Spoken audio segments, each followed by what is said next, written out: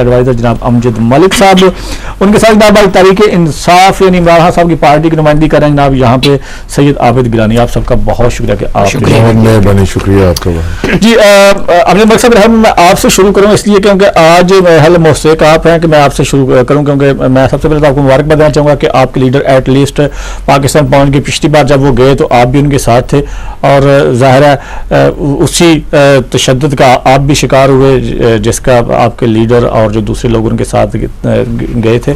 लेकिन इस बार जो रेड कारपेट वेलकम किया गया, इसको आप क्या कहेंगे? ये हुकूमत की बेबसी आप इसको कहेंगे या आप ये समझते हैं कि ये कोई गट्स जोड़ है या क्या है?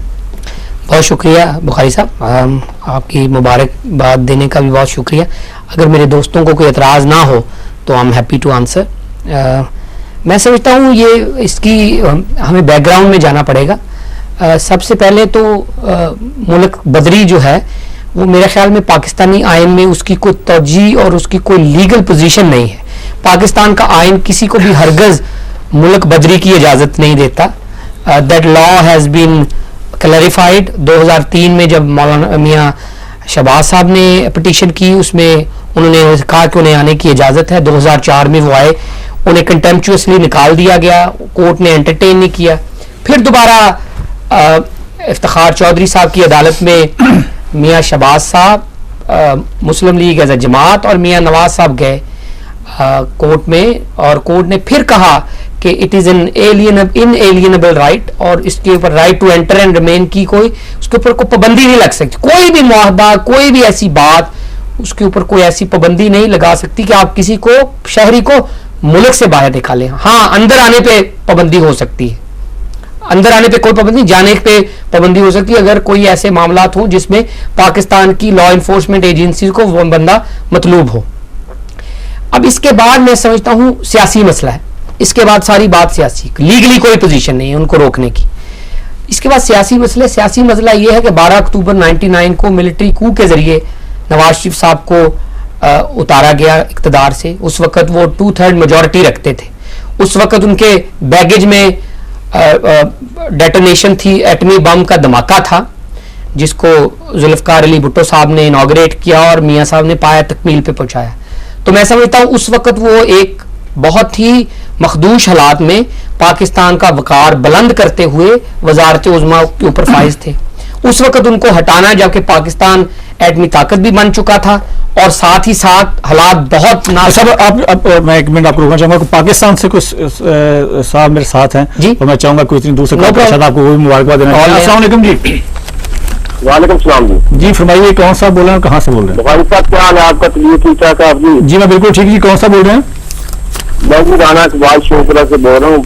जी राना साहब फरमाइए। मैं आपसे इसका पहले देता हूँ कि आपने डॉक्टर साहब ने बड़ा अच्छा किया है जो डीएम को चलाया है। बहुत शुक्रिया। इस वजह से आपकी ये जमहूरियत मुल्क में बहाल होती जाती है। बहुत आवाम को आपको एतमाद है इस वक्त। बहुत शुक्रिया साहब। मैं ये आपका देख रहा हूँ काफी देर से। जी जी। जिस दिन से आपने ये शुरू किया हुआ है। जी जी। अल्लाह के फजल से आप नेकी और ईमानदारी से बयान करते हैं, जो भी कहा जाए आप पढ़ते हैं, सुनते हैं। यही असल जमहूरियत है। आप भी 16 लाख जो 80 लाख पाकिस्तानी है, इनकी क्यादत में ये आपने चलाया है। साहब क्या कहेंगे आप? आज नवाज शरीफ साहब पहुंच गया पाकिस्तान, आप क्या कहेंगे कि? हाँ जी, मैं पहले दिन से आपसे ये बात कह रहा हूँ कि हमारे मुल्क में पुरअमन हालात है। जी जी। हाँ जी, मैं पहले दिन से आपसे और डॉक्टर साहब भी मेरी बात हुई, आपसे होते रही है कि यही कह रहा हूँ पुरअमन हालात है। जब बीबी यहाँ पे बेनजीर आई थी तो इस वक्त खुद जाके मैंने देखा था महादौर पे किसी पे कोई लाठीचार्ज नहीं किया गया था। अब नवाज शरीफ साहब आए हैं, मैंने आपको पहले भी कहा था नवाज शरीफ साहब आएंगे जरूर। जी जी। और उनको कोई एक सिपाही भी तंग नहीं करेगा। अब वो आए हैं पूरे तरीके से जा रहे हैं, सारे कारकुन उनके साथ हैं। ये जनरल मुशर्रफ साहब ने असल जमहूरियत को कायम किया है तो इसलिए आ रहे हैं। अगर वो ना चाहते तो पहले भी वो आप ही खुद गए थे यहाँ से, मुल्क से खुद गए, खुद आप ही फिर वापस आए। अब इन्होंने इनको दावत दिया जाए आप इलेक्शन लड़े, वो पहले दिन ही कहते हैं कि जिसको चाहो जो जीतेगा, जिसके साथ माम है 16 करोड़ उसको मैं वो दे देगा। मैं तो फिर जमहूरियत 8 सालों में भी काम अच्छे किए हैं। आप देख लें, कैमरे में किया है, पूरे पाकिस्तान में आपको दावत देता हूँ मैं आप जहां भी बताएंगे तो हम जन्नत साहब से 16 करोड़ वहां पूछेंगे भी आप काम क्यों आपने गलत किया है। उन्होंने क्या काम किया है, उन्होंने इस मुल्क को जमहूरियत की तरफ ले गए हैं। ये चंद लोग का सरपसंद जो टेररिस्ट में जो दहशतगर्द है जो मुल्क में करते थे ये सारे काम, उनको तो पकड़ हर मुसलमान का जायज है। ये काम उनका कोई मजहब नहीं, कोई दीन नहीं। आप इस मुल्क में बैठे हैं, कोई अगर दहशतगर्दी हमारे मुल्क में करता है तो कितना अफसोस होता है हमें। जी बिल्कुल ठीक है। बहुत साहब आपका मौका सामने आ गया जी, बहुत शुक्रिया। कॉलर मेरे साथ बहुत सारे, लेकिन अब्दुल मलिक साहब हम माजी को नहीं दोहराना चाहते, क्योंकि अगर हम आइन की बात करते हैं, आइन कहाँ कहाँ पामाल हुआ है, 8 सालों में एक लंबी हिस्ट्री है। मैं उसी तरफ आ रहा था, पॉलिटिकल। हाँ, अब हम चलते हैं कि ये आज के दिन से हम शुरू करें, अगर ये जो पॉलिटिकल स्ट्रक्चर का पॉलिटिकल मसला ये है कि पाकिस्तान मुस्लिम लीग नून को तोड़ के काफ लीग बनाई गई, आपके बिल्कुल सामने है। एस्टेब्लिशमेंट ने एक दड़ा खड़ा किया, एक मजबूत पार्टी को तोड़ के उसको 2 हिस्सों में तकसीम किया गया, और ये तारीख में पहली बार नहीं हुआ। पीपल्स पार्टी को भी तोड़ के, पैट्रियट्स उसमें से निकाल के, और वो जो डिफेक्शन का लॉ है उसको सस्पेंड करके, तो एक वोट की बर्तरी से वजीर आजम बनाया गया। मैं समझता हूं अभी अगर आगे जाना है आपने, तो हमें 2-3 फैसले क्विकली करने पड़ेंगे।